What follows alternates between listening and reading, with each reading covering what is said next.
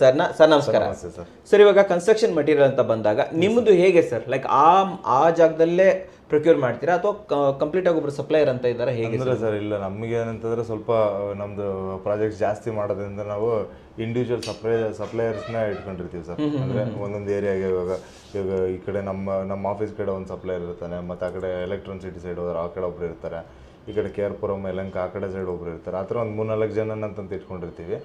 ಅವರು ನಮ್ಗೆ ಒಬ್ಬೊಬ್ಬರು ಒಂದೊಂದು 55 ಸೈಟಿಗೆ ಮೆಟೀರಿಯಲ್ ಸಪ್ಲೈ ಕೊಡೋ ಥರ ಇರುತ್ತೆ ಸರ್. ಇದ್ರ ಕ್ವಾಲಿಟಿನೆಲ್ಲ ಯಾರು ನೋಡ್ತಾರೆ ಸರ್ ನಿಮ್ಮಲ್ಲಿ? ಸರ್ ಕ್ವಾಲಿಟಿನೆಲ್ಲ ಹೆಂಗೆ ಮಾಡ್ತೀವಿ ಅಂತಂದರೆ ಸರ್, ನಾವು ಫಸ್ಟೇ ನಾವೇನು ಬ್ರೀಫ್ ಮಾಡಿರ್ತೀವಿ ಅಂತ ಹೇಳಿದ್ರೆ, ಆಮೇಲೆ ನಮಗೆ ಸ್ವಲ್ಪ ಕಂಪ್ನಿಯಿಂದ ಮಾಡ್ಕೊಂಡಾಗ ಏನಾಗುತ್ತೆ ಅಂತಂದರೆ ಕ್ವಾಲಿಟಿ ವೈಸು ಸ್ವಲ್ಪ ಸಪ್ಲೈಯರ್ಸು ನೀಟಾಗಿ ಕೊಡ್ತಾರೆ ಸರ್.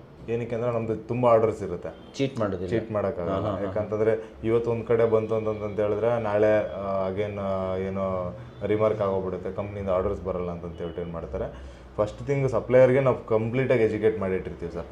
ಅಂದರೆ ನೀಟಾಗಿರೋ ಕ್ವಾಲಿಟಿನೇ ಬರಬೇಕು, ಮತ್ತು 100% ನಾವೇನು ಮೆಟೀರಿಯಲ್ ಆರ್ಡರ್ ಮಾಡ್ತೀವಿ ಅದನ್ನೇ ಬರಬೇಕು ಅಂತೇಳಿ. ಆಮೇಲೆ ನಾವು ಇನ್ನೊಂದೇನಂದ್ರೆ ನಾವು ಬರೀ ಓರಲ್ಲಿ ಹೇಳಲ್ಲ ಸರ್, ಯಾರು ಬರೀ M-Sand ಕಳಿಸೋ ಇದ್ರ ಬರೀ ಇದು ಕಳಿಸೋ ಅಂತ ಹೇಳ್ಬಿಟ್ಟು ಹೇಳಲ್ಲ. ಅದಕ್ಕೆ ನಾವು ಒಂದು ಎಂಡೆಂಟ್ ಅಂತ ಹೇಳ್ಬಿಟ್ಟು ಒಂದು PO ಕೊಡ್ತೀವಿ ಅವರಿಗೆ. ಅದು ಕೊಟ್ಟಾಗ ಅದರಲ್ಲೆಲ್ಲ ಡೀಟೇಲ್ದಾಗಿ ಬರೆದ್ಬಿಟ್ಟು ಇಂಥ ಕ್ವಾಲಿಟಿ ಇದೆ ಬೇಕು, ಇಷ್ಟು ಟನ್ ಕೆಪಾಸಿಟಿನೇ ಬೇಕು, ಇದು ಬೇಕು ಅಂತೇಳಿ ಡೀಟೇಲ್ ಬರೆದಾಗ ಅದ್ರ ಪ್ರಕಾರನೇ ಆರ್ಡರ್ ಬರುತ್ತೆ ಸರ್. ಆಮೇಲೆ ಬಂದಿದ್ದಾದ್ಮೇಲೆ ನಾವೇನು ಮಾಡ್ತೀವಿ ಅಂತಂದ್ರೆ ಸರ್, ಸೈಟಲ್ಲಿ ಒಂದು ರೌಂಡ್ ನಮ್ಮ ಇಂಜಿನಿಯರ್ಸ್ ಥ್ರೂ ಆಗ್ಬೋದು, ಮತ್ತು ಸೀನಿಯರ್ ಇಂಜಿನಿಯರ್ಸ್ ಆಗ್ಬೋದು, ಏನಾದರೂ ಯಾಕಂದರೆ ಯಾವಾಗಲೂ ಆ ಥರದ ವೇರಿಯೇಷನ್ಸ್ ಬರಲ್ಲ. ಸಮ್ಟೈಮ್ಸ್ ಅದು ಬಂದಿತ್ತು ಅಂತಂದರೆ ಡೈಲಿ ನೋಡ್ತಾನೆ ಇರ್ತಾರಲ್ಲ, ನಮ್ಮ ಇಂಜಿನಿಯರ್ಸ್ಗೆ ಗೊತ್ತಾಗುತ್ತೆ ಆ ಥರ ಚೆನ್ನಾಗಿದೆಯಾ ಇಲ್ಲೋ ಅಂತ ಹೇಳ್ಬಿಟ್ಟು. ಸೊ ಆಮೇಲೆ ನಾವು ಯಾವ್ದಾದ್ರು ಹೊಸ ವೆಂಡರ್ಸ್ ಹತ್ರ ತೊಗೊತಾ ಇದ್ದೀವಿ ಅಂತಂದ್ರೆ ಅವಾಗ 100% ಕ್ವಾಲಿಟಿ ಚೆಕ್ನ ನಾವು ಅಚೀವ್ ಮಾಡ್ತೀವಿ. ರೆಗ್ಯುಲರ್ ಒಂದು ಟ್ರಸ್ಟ್ ವರ್ತಿ ವೆಂಡರ್ಸ್ ಇರ್ತಾರೆ, ಒಂದು 5-6 ವರ್ಷದಿಂದ ನಮ್ಗೆ ಸಪ್ಲೈ ಕೊಡ್ತಾ ಇರ್ತಾರೆ. ಆ ಥರದವ್ರು ಇದ್ರು ಅಂತ ಹೇಳಿದ್ರೆ ನಾವು ಡೈರೆಕ್ಟಾಗಿ ಎಕ್ಸೆಪ್ಟ್ ಮಾಡ್ತಾ ಇರ್ತೀವಿ. ಬಟ್ ಒಂದು ರೌಂಡ್ ನಾವು ಕ್ರಾಸ್ ಚೆಕ್ ಮಾಡ್ಕೊಂತೀವಿ ಸರ್. ಆಮೇಲೆ ನಾವು ಮೇಸ್ತ್ರಿಗೂ ಹೇಳಿಟ್ಟಿರ್ತೀವಿ ಏನಾರ, ಯಾಕಂದರೆ ಅವ್ರು ಡೈಲಿ ಕೆಲಸ ಮಾಡೋದ್ರಿಂದ ಅವ್ರಿಗೂ ಗೊತ್ತಾಗುತ್ತೆ ಒಂದಷ್ಟು ಕ್ವಾಲಿಟೀಸು ಚೆನ್ನಾಗಿದೆಯಾ ಇಲ್ವೋ ಹೇಳಪ್ಪ ಅಂತ ಹೇಳ್ಬಿಟ್ಟು. ಮತ್ತು ನಮ್ಮ ಇಂಜಿನಿಯರ್ಸ್ಗೆ ಹೇಳಿಟ್ಟಿರ್ತೀವಿ. ಮತ್ತು ಆನ್ ಸೈಡ್ ಸ್ವಲ್ಪ ಟೆಸ್ಟ್ಗಳು ಮಾಡ್ಕೊತೀವಿ, ಬ್ಲಾಕ್ ಟೆಸ್ಟ್ ಆಗ್ಬೋದು, ಮತ್ತು ಶೇಪ್ ಎಲ್ಲ ಹೆಂಗಿದೆ, ಮತ್ತು ಕ್ಯೂರಿಂಗ್ ಆಗಿದೆಯಾ ಇಲ್ವಾ.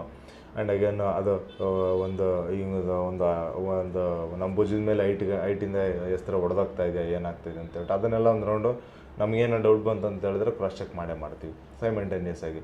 ಸೊ ಈ ಥರದ್ದೆಲ್ಲ ಚೆಕ್ಗಳನ್ನ ಮಾಡ್ಕೊತ ಹೋಗ್ತಾ ಇರ್ತೀವಿ. ಆಮೇಲೆ M-Sand ಬಂದಾಗ ಕ್ವಾಲಿಟಿ ಚೆಕ್ ಆಗ್ಬೋದು, ಆಮೇಲೆ ಡಬಲ್ ವಾಶ್ ಅಂತ ಆರ್ಡರ್ ಮಾಡಿದ್ದೀವ, ಇಲ್ಲ ಪ್ಲಾಸ್ಟಿಂಗ್ ಸ್ಯಾಂಡ್ ಅಂತ ಆರ್ಡರ್ ಮಾಡಿದ್ದೀವ, ಅದರಲ್ಲಿ ಏನೇನೋ ವೇರಿಯೇಷನ್ಸ್ ಇದೆ, ಇದನ್ನೆಲ್ಲ ಕ್ರಾಸ್ ಚೆಕ್ ಮಾಡ್ಕೊಂಡು ಹೋಗ್ತಾ ಇರ್ತೀವಿ ಸರ್.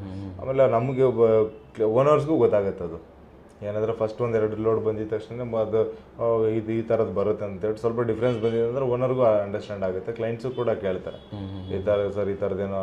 ಆಮೇಲೆ ಅವ್ರಿಗೂ ಹೇಳಿರ್ತೀವಿ ಸರ್, ನೀವು ಅವ್ರಿಗೊಂದು ಏನೋ ಒಂದು ಪರ್ಮಿಷನ್ ಥರದ್ದು ನಾವು ಅವ್ರಿಗೂ ಕೂಡ ಕೊಟ್ಟಿರ್ತೀವಿ. ಬೈ ಚಾನ್ಸ್ ಏನಾದ್ರು ನೀವು ನೋಡಿದಾಗ ಏನಾದ್ರು ಮೆಟೀರಿಯಲ್ ಚೆನ್ನಾಗಿಲ್ಲ ಅಂತ ಹೇಳಿದ್ರೆ, ನಮ್ಮ ಇಂಜಿನಿಯರ್ಸ್ ನೋಡಿಲ್ಲ ಬೈ ಚಾನ್ಸ್ ಏನೋ ಒಂದು ಆಗಿದೆ ಅಂತಂದರೆ ನಮ್ಗೆ ಇಮಿಡಿಯೇಟಾಗಿ ಇನ್ಫಾರ್ಮ್ ಮಾಡಿ ಅದನ್ನು ಲೋಡ್ನ ಎಕ್ಸ್ಚೇಂಜ್ ಮಾಡ್ತೀವಿ ನಾವು. ಯಾಕಂದ್ರೆ ಅದನ್ನು ನಾವು ಸಪ್ಲೈಯರ್ಗೆ ಹೇಳ್ಬಿಟ್ಟು ಅದನ್ನು ತೆಗೆದುಬಿಟ್ಟು ಮತ್ತೆ ಹೊಸ ಲೋಡ್ನ ನಾವು ಆರ್ಡರ್ ಮಾಡ್ತೀವಿ ಅಂತ ಹೇಳ್ಬಿಟ್ಟು ನಾವು ಕ್ಲೈಂಟ್ಗೂ ಅದನ್ನ ಫ್ಲೆಕ್ಸಿಬಿಲಿಟಿ ಮಾಡಿರ್ತೀವಿ ಸರ್. ಇವಾಗ ಒಂದು ಕೆಲಸ ನಡೀತಾ ಇದೆ ಅಂತಂದರೆ, ಜಾಗ ಇದೆ ನಮ್ಮ ಹತ್ರ ಅಂದರೆ ಫುಲ್ ಮೆಟೀರಿಯಲ್ನ ಫಸ್ಟೇ ಹಾಕಿಡೋದು ಒಳ್ಳೇದಾ ಅಥವಾ ಅವಾಗವಾಗ ಬೇಕಾದಷ್ಟು ಯೂಸ್ ಮಾಡೋದು? ಸರ್ ಅವಾಗವಾಗ ಬೇಕಾದಷ್ಟು ತೊಗೊಳ್ಳೋದು ಒಳ್ಳೇದು. ಬಟ್ ಅಂದರೆ ಇವಾಗ ನಮ್ಗೆ ಜಾಗ ಇದೆ ಅಂತ ಹೇಳಿದ್ರೆ ನಾವು ಆಲ್ಮೋಸ್ಟ್ ಒಂದು 400 CFT 450 CFT ಆ ಥರ ತೊಗೊಳ್ಳೋದು, ಇಲ್ಲ ಅಂತಂದ್ರೆ ನಾವು 10 ವೀಲರಲ್ಲಿ ತೊಗೊಳ್ಳೋದು. ಇದು ತೊಗೊಂಡ್ರೆ ನಮಗೆ ಸ್ವಲ್ಪ ಕಾಸ್ಟ್ ಕಟ್ ಡೌನ್ ಆಗುತ್ತೆ, ಅಂದರೆ ಒಂದು 50 ರೂಪಾಯಿ ರೇಟ್ ಕಡಿಮೆ ಬರುತ್ತೆ. ಬಟ್ ಅದೇ ಜಾಗ ಇಲ್ಲದೇ ಇರೋ ಕಡೆ ಏನಾಗುತ್ತೆ, ಚಿಕ್ಕದ್ರಲ್ಲಿ ನಾವು ಟ್ರ್ಯಾಕ್ಟರ್ ಥರ ಇರ್ತಾವಲ್ಲ ಗಾಡಿಗಳು, ಆ ಥರದಲ್ಲಿ ತೊಗೊಂಡಾಗ ಸ್ವಲ್ಪ ಕಾಸ್ಟ್ ಜಾಸ್ತಿ ಬರುತ್ತೆ ಸರ್. ಸ್ವಲ್ಪ ನಾವು ಏನಂತಂದರೆ ಒಂದು ಸಫಿಷಿಯೆಂಟ್ ಒಂದು ಮೋಲ್ಡಿಗೆ ಒಂದು ನೆಕ್ಸ್ಟ್ ಜಾಗ ಇದೆ ಅಂತಂತ ಹೇಳಿದ್ರೆ ಒಂದು ಗ್ರೌಂಡ್ ಫ್ಲೋರ್ ಮೋಲ್ಡ್ ಆಯ್ತು ಅಂತ ಇಟ್ಕೊಳ್ಳಿ, ಫಸ್ಟ್ ಫ್ಲೋರ್ ಮೋಲ್ಡ್ಗೆ ಆಗಷ್ಟು ಮೆಟೀರಿಯಲ್ ಒಂದೇ ಸತಿ ಡಂಪ್ ಮಾಡ್ಬೋದು. ಒಂದು ಫ್ಲೋರ್ಗೆ ಆಗಷ್ಟು ನಾವು ಫುಲ್ ಬಿಲ್ಡಿಂಗ್ ಒಂದೇ ಸತಿ ಮಾಡೋಕ್ಕಾಗೋದಿಲ್ಲ. ಒಂದು ಫ್ಲೋರ್ಗೆ ಆಗಷ್ಟು ಒಂದು ಅಲ್ಲಿ ಮೋಲ್ಡ್ ಹಾಕೋ ಗಂಟೆ ನಾವು ಗ್ಯಾಂಗಲ್ಲಿ ಹಾಕ್ತೀವಿ ಅಂತ ಇಟ್ಕೊಳ್ಳಿ, ಅಲ್ಲಿ ಗಂಟೆ ಆಗಷ್ಟು ಜಲ್ಲಿ, ಅಲ್ಲಿ ಗಂಟೆ ಆಗಷ್ಟು M-Sand, ಮತ್ತು ಅಲ್ಲಿ ಗಂಟೆ ಬೇಕಾಗಷ್ಟು ಬ್ಲಾಕ್ಸ್ ಅಟ್ ಎ ಟೈಮ್ ನಾವು ಲೋಡ್ ಮಾಡ್ಬೋದು, ಸೈಟ್ಗೆ ಇಟ್ಕೋಬಹುದು. ಓಕೆ ಸರ್, ಇವಾಗ ಮ್ಯಾಟ್ರಿಗೆ ಬಂದ್ಬಿಡೋಣ, ತುಂಬ ಜನ ಕಾಯ್ತಾ ಇರ್ತಾರೆ. ಸೊ 1 by 1 ಸೊ ಫಸ್ಟೇ ಬರೋದು ಸ್ಯಾಂಡಲ್ಲಿ ಎಷ್ಟು ವಿಧ, ಆಮೇಲೆ ಯಾವ್ಯಾವ ಸ್ಯಾಂಡ್ಗೆ ಎಷ್ಟೆಷ್ಟಾಗುತ್ತೆ ಸರ್? ಇವಾಗ ನೋಡಿ, ಸ್ಯಾಂಡಲ್ಲಿ ನಮಗೆ ನಾರ್ಮಲ್ M-Sand ಬರುತ್ತೆ, ಆ್ಯಂಡ್ ಅದಾದಮೇಲೆ ಅದರಲ್ಲೇ ಇವಾಗ ಡಬಲ್ ವಾಶು ಸಿಂಗಲ್ ವಾಶ್ ಅಂತ ಹೇಳ್ಬಿಟ್ಟು ಬರುತ್ತೆ. ಆ್ಯಂಡ್ ಅದಾದಮೇಲೆ ಇವಾಗ ಕಾಂಕ್ರೀಟ್ ಸ್ಯಾಂಡ್ ಅಂತ ಒಂದು ಬಂದಿದೆ, ಅದಾದಮೇಲೆ ಪ್ಲಾಸ್ಟಿಂಗ್ ಸ್ಯಾಂಡ್ ಅಂತ ಬರುತ್ತೆ. ಸೊ ಈ ಥರದ 4-5 ವೆರೈಟೀಸ್ M-Sandಗಳು ಬರುತ್ತೆ ಸರ್. M-Sand, P-Sand, C-Sand, ಮತ್ತು ಅದರಲ್ಲಿ ಡಬಲ್ ವಾಶ್ ಅಂತ ಹೇಳ್ಬಿಟ್ಟು ಒಂದು ಬರುತ್ತೆ ಸರ್.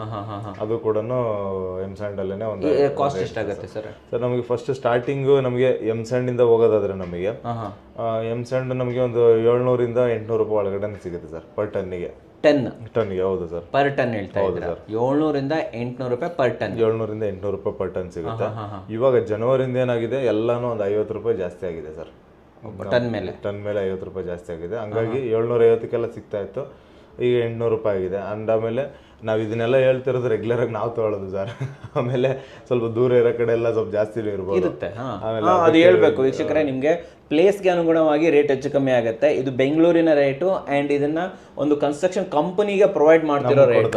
ಸೊ ಇಂಡಿವಿಜುವಲ್ ಆಗಿ ಹೋದಾಗ ರೇಟ್ ಚೇಂಜ್ ಆಗುತ್ತೆ, ಬೆಂಗಳೂರು ಅಂತ ಬಿಟ್ಟು ಹೊರಗಡೆ ಹೋದಾಗ ರೇಟ್ ಚೇಂಜ್ ಆಗುತ್ತೆ. ಆ್ಯಂಡ್ ನೀವು ಕ್ವಾರಿ ಹತ್ರ ಇದ್ರೆ ರೇಟ್ ಚೇಂಜ್ ಇರುತ್ತೆ, ದೂರ ಇದ್ರೆ ರೇಟ್ ಚೇಂಜ್ ಇರುತ್ತೆ. ಒಂದು ಆವರೇಜ್ ಕೊಡ್ತಾ ಇದ್ದೀವಿ, ತಿಳ್ಕೊಂಡಿರ್ಲಿ ಜನ ಅನ್ನೋದಕ್ಕೆ. ಓಕೆ, ನೆಕ್ಸ್ಟ್ ಇದನ್ನ ಬೇಸ್ ಅಂತ ಇದನ್ನ ಇಟ್ಕೊಂಡ್ಬಿಟ್ಟು ಯಾರದನ್ನು ಜಗಳ ಆಡೋದು ವರ್ಕ್ ಆಗಲ್ಲ, ಹಂಗ್ ಮಾಡಕ್ ಹೋಗ್ಬೇಡಿ, ಹೆಚ್ಚು ಕಮ್ಮಿ ಇರುತ್ತೆ. ಹೇಳಿ ಸರ್ ನೆಕ್ಸ್ಟ್. ಆಮೇಲೆ ಸರ್ ಎಮ್ ಸ್ಯಾಂಡ್ ಅಷ್ಟಿರುತ್ತೆ.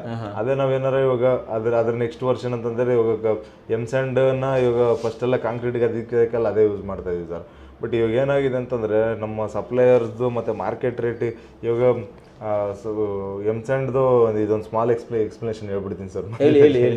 ಏನಂದ್ರೆ ಸರ್, ಫಸ್ಟ್ ಎಮ್ ಸ್ಯಾಂಡ್ ಅಂದ್ರೆ ಎಮ್ ಸ್ಯಾಂಡ್ ಆಕ್ಚುಲಿ ಅದು ಏರ್ ವಾಶ್ಡ್ ಆಗಿ ನೀಟಾಗಿರೋದನ್ನೇ ಎಮ್ ಸ್ಯಾಂಡ್ ಅಂತ ಕರಿತಾ ಇದ್ದಿದ್ದು.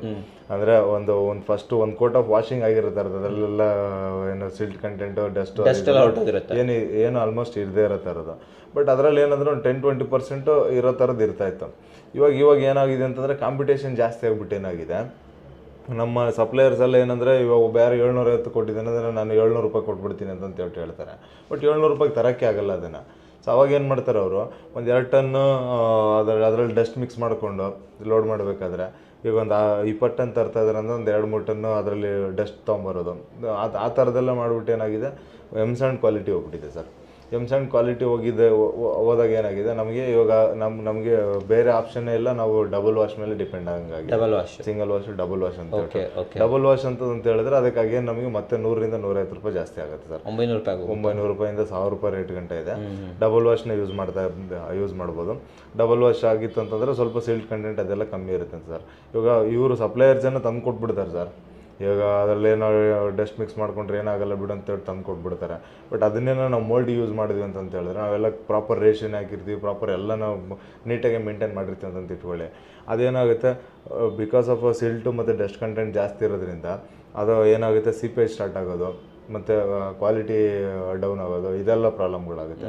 ನಾವು ಅಲ್ಲೇ ಒಂದು 1000-2000 ರೂಪಾಯಿ ಉಳಿಸ್ತೀವಿ ಅಂತ ಅನ್ನೋದಕ್ಕೆ ಹೋಗ್ಬಿಟ್ಟು ನಾವು ಬಿಲ್ಡಿಂಗ್ ಕ್ವಾಲಿಟಿನ ಹಾಳು ಮಾಡೋದು. ಕರೆಕ್ಟ್. ಯಾರು ಕಮ್ಮಿ ಕೊಡ್ತಾರೆ ಅಂತ ನಾವು ಯೋಚನೆ ಮಾಡೋದು ಇದೆ. ಹೌದು ಸರ್, ಇದು ಗ್ಯಾರಂಟಿ ಸರ್. ಇದಂತೂ ತುಂಬ ಫಾಲೋ ಮಾಡಬೇಕು. ಇದು ಹೆಂಗ್ ಗೊತ್ತಾಗುತ್ತೆ ನಮ್ಗೆ ಡಸ್ಟ್ ಇದೆಯೋ ಇಲ್ಲ ಅಂತ ಹೇಳ್ಬಿಟ್ಟು? ಹಂಗೆ ಅದು ನಮಗೆ ಟ್ರಸ್ಟ್ ವರ್ತಿ ವೆಂಡರ್ಸ್ ಇರಬೇಕು ಫಸ್ಟ್, ಆಮೇಲೆ ನಮಗೆ ಗೊತ್ತಿರ್ಬೇಕು ಸರ್ ಅದನ್ನ.